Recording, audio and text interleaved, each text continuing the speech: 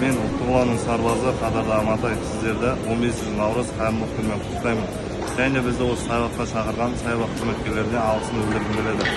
Біз осы саябақта көптеген жаңа өсімдіктерді көрдік, таныстық. Сол себепті саябақ қызметкерлеріне рахметімді білдіремін. Және де барша қазақстандықтарды келе жатқан 22 наурызына құттықтаймын. Я солдат Национальной гвардии. Сегодня хочу поблагодарить сотрудников парка за приглашение в это место, в зимний сад, где мы узнали много нового, интересного, о разных растениях экзотических. Поздравить всех казахстанцев с 15 марта, Днем благотворительности, а также с наступающим праздником Наурызом.